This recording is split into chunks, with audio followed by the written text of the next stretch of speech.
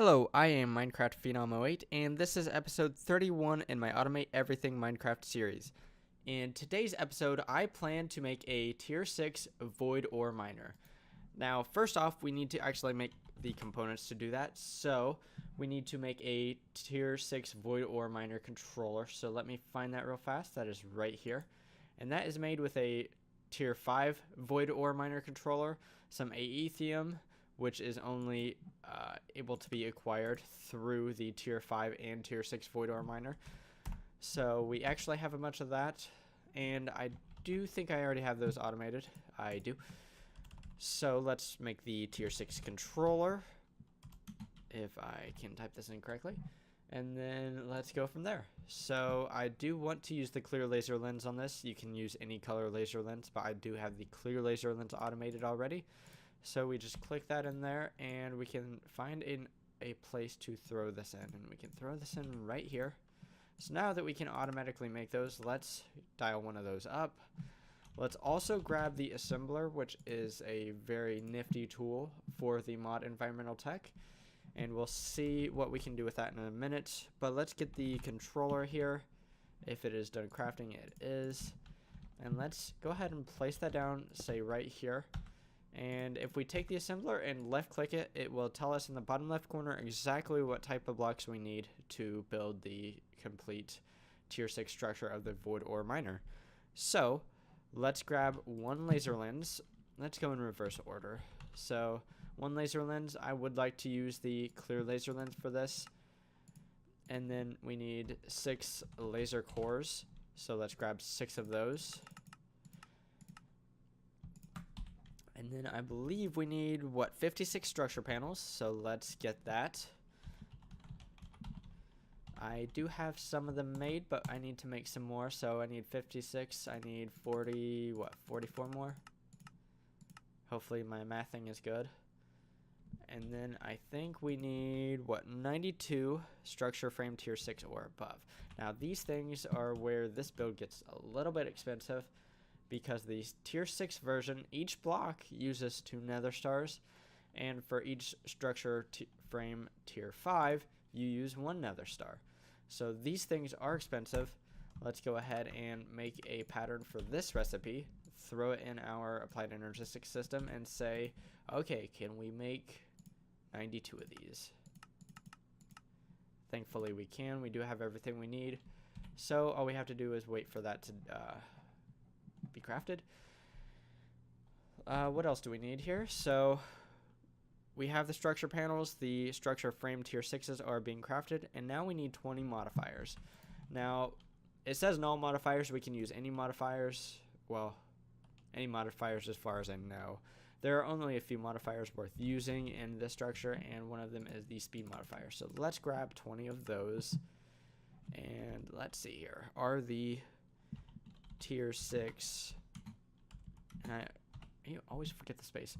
These things are not quite done crafting yet. They are still going. Let's see, do we have everything else? It looks like we do. So the thing is, with the void ore miner controller, you can shift right click with the assembler and it will break it. So that is a nifty little feature to have. It looks like the structure frames are done. Let's see if the speed modifiers are done as well. They are. So let's go to the area that I have dedicated for this void ore miner. And I'm going into the wrong building.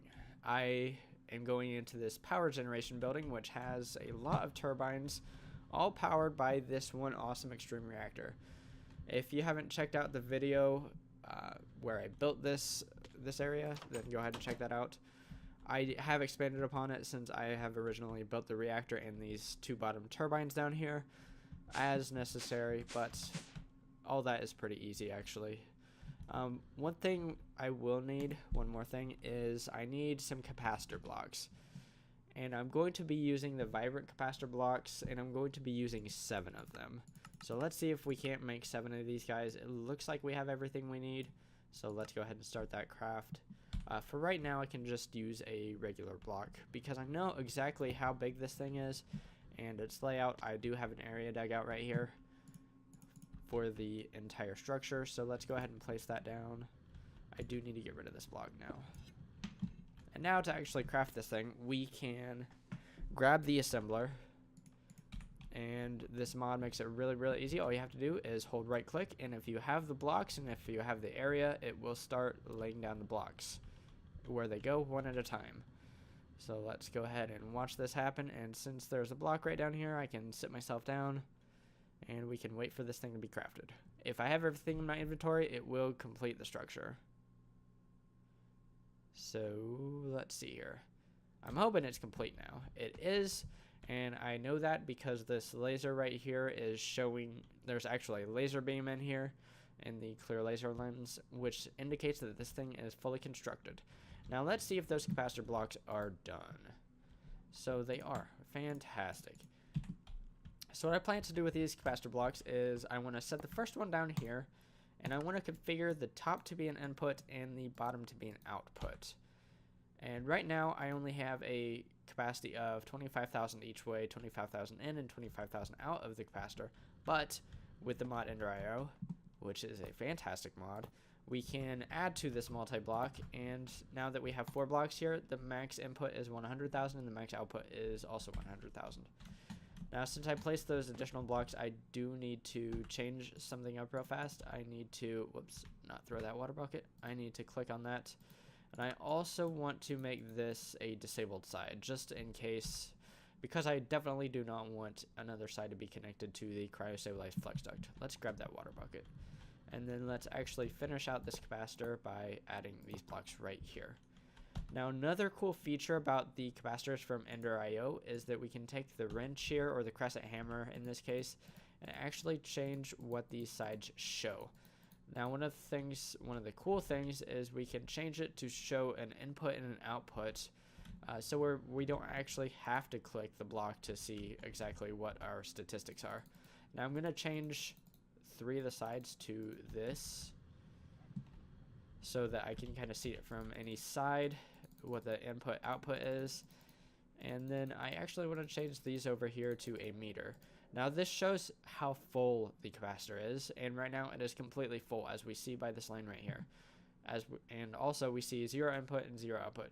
The reason why it's not outputting right now is because it has nowhere to put the items. It has to have an area to put item, or a chest or something to put the items in. It does not have that right now. So what we can do is we can grab some modular storage, and I think this one probably already has a storage module in it because I've used it previously, and it does. Look how fast this thing makes blocks. It's crazy. It's really insane, to be honest, and also very cool because this will get me a lot of stuff really fast. Now I do need this stuff to get to my Applied Energistics system, so we need to import that, but I have the cable right here and that won't be a big deal. So let's grab an import bus with 4 acceleration cards because that's max it can hold, and then we need a covered cable, and I think we are using the black variety down here. We are. So we just stick this import bus right here and we hook it up with the cable. Now one thing I will need to do is, because my complete input system right now is only doing 117, let's actually shut off my wither spawner because I believe it's the only other thing drawing power at this point, and see exactly what our energy generation is. Because other than the wither spawner, I don't think there is anything connected to this system that should be drawing power right now. So let's flip this switch. We should see the wither spawner shut off, and it has, as indicated by the lack of flames. If we see flames around a spawner, it means it's on. If there are no flames, it's off. So now that that's off, let's go back and see exactly how much power we have to play with, because we don't really need those spawners to be on very often, so might as well shut them off right now. I do have enough wither stars for right now, so I'm not worried about that. So our input is 149,000 RF per tick right now. That is a pretty good amount, so let's actually dial down the output to 140,000 RF per tick, and that means we should have a little energy left over for other things like mob spawning and or processing in our Applied Energistics system. So that's cool. Now that I have that set up, there's one more thing I would like to do this episode, and that would be to set up an automatic way to get the grains of infinity. Now, Grains of Infinity are from the mod Ender.io, and they are used in a lot of the machines and the capacitors, for example. And they are made by lighting bedrock on fire and waiting for that fire to go out. When the fire goes out, there's around a 50% chance that you get Grains of Infinity. However, to actually get these things, it takes a lot of time if you do it manually, but there is a way to do this automatically. And so we need to dig down to bedrock, so let's go ahead and do that real fast. I am going to need that elevator back. Okay, so now that we're down bedrock, let's actually get another elevator. And place this one back up here to where it belongs. I think that's where it went. Yes. And then place this one down here. Now, I do want to dig this area out just a little bit more.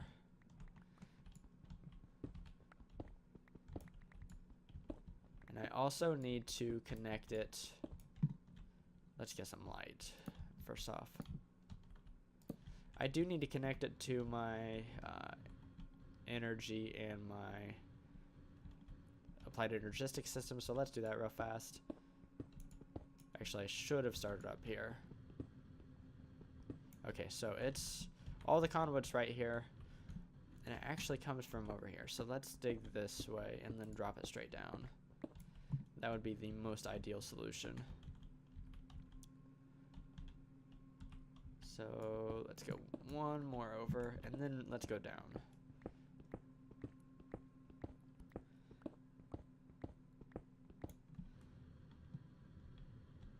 So this will be a nifty and pretty useful system here once we get it built, so that we don't have to worry about not having enough Grains of Infinity from here on out.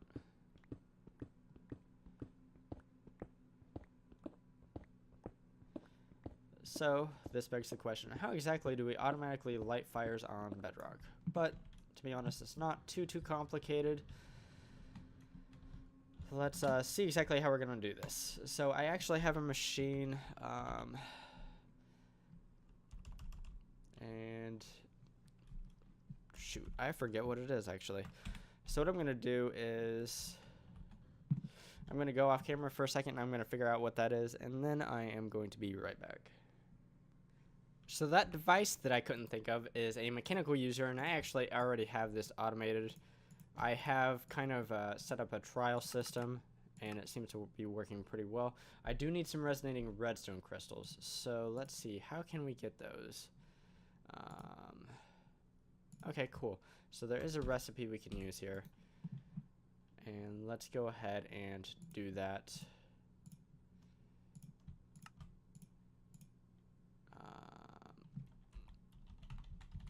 Let's grab some ender pearls. And let's do this outside of the ME system. That will probably make things easier. So let's see here.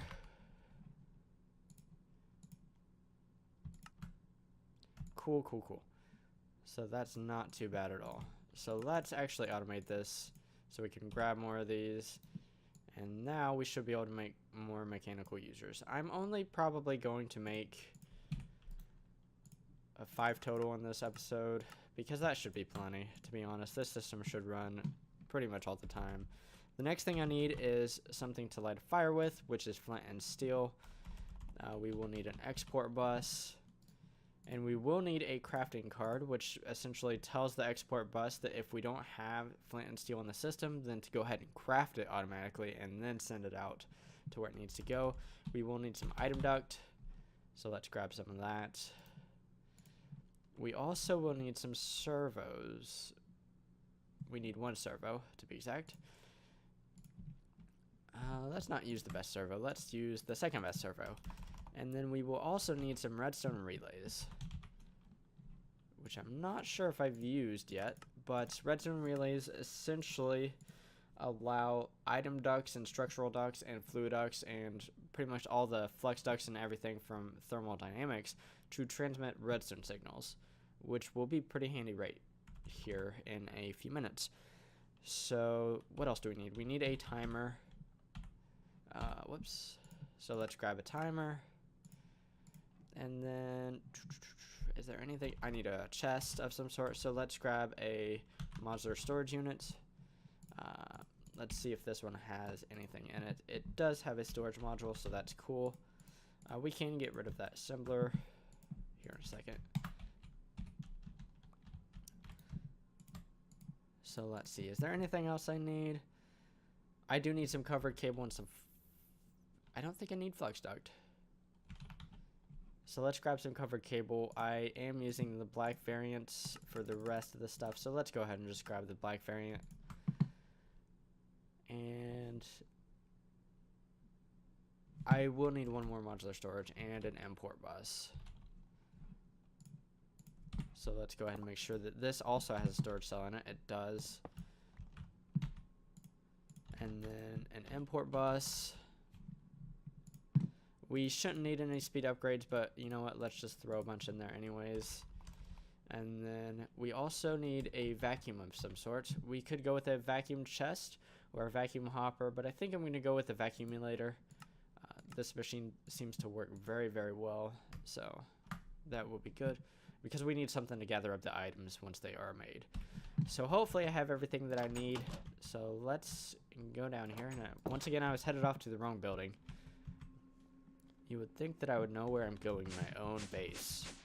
Okay, so all this stuff needs to be set up down here. I do not need the flux duct, so I didn't need to dig out quite so much of this. Let's go ahead and grab covered cable, and we can run it straight down. And I'm glad that I have the dense variant in here, right? So I have pretty much all the channels I could ever wish to play with. I will need 2 channels for this, which isn't too bad. Okay. So now that we have some access to the ME system, let's start setting things up. And you know what? I think I'm going to need a little bit more space here. Since we're doing 5, let's do 9. And okay. I see what's going on here. Let's just block this up. That was a former tunnel for a laser. Anyways, so let's start setting up our mechanical users. And I think if I set them up something like right here, that'll be good. They will need redstone signals, and items. So let's set up the impulse item duct up here. We can also go ahead and set up a modular storage unit right here with the item duct. And we need the servo right here. And we will set this to be always on or to redstone signal ignored. And then we will need a timer right here. And let's see if we can't do this to it. I'm not sure if this will actually work or not, but let's try it.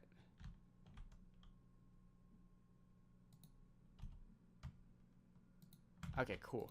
Let's see. That needs to be redstone input. That is correct. And then we just need to put these up here. These need to be redstone outputs. Cool.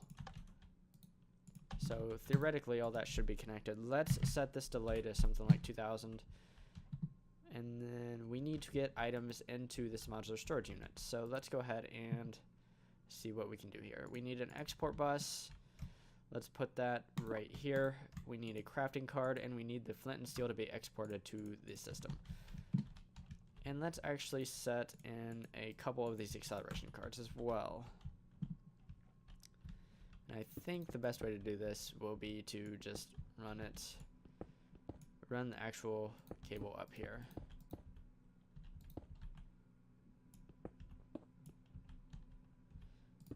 And then we can get rid of some of this extra cable down here. And then we will need the vacuumulator somewhere, so let's go ahead and place it. So the fire should be right. Is the thing connected yet? Okay, it's not connected quite yet. The fires will be along this row right here. So let's place the vacuumulator something like right here. And I don't want to throw that wrench there. Okay. So let's actually rotate this. Maybe. Oh, I see. It was working. That's why it wouldn't let me rotate it. Okay, so that's how I want that to be. I do need the import bus. Actually, I don't need the import bus. I need a modular storage unit right here because it will automatically output to the top. You know what? I don't think I need that at all, because I think I can just attach the import bus directly to it because it does have an inventory of its own. So that should work out fine. And let's go ahead and throw the acceleration cards on there as well. And then we can run our ME conduit right here. Now we do need to configure these things. We do need them to use item on block, random slot, and right click. And let's see, always on, they need to be with redstone. So redstone, use item on block. Redstone, use item on block. Redstone, use item on block. And I think with those settings, let's actually set this down to, yes, sweet. So that's kind of cool. And we have our first bits of grains of infinity, and I heard them and I didn't see them, which means the vacuumulator sucked them up, which is what you want to see. You know what, let's go ahead and do this real fast, and then yeah, so we have some grains of infinity. Cool. So the system is working. I think that is a completed build. What I'm going to do real fast is I'm going to go off camera and I'm going to block this up and make it look nice and tidy, and then I will be right back to wrap up the episode. Now that I have everything looking nice and tidy and everything looks good, I think it's time to wrap up the episode. So in today's episode, I built this tier 6 void ore miner. It is giving me a lot of stuff, like an insane amount of stuff. It does draw an insane amount of power as well, but I mean, that's to be expected, as it does give you a lot of stuff.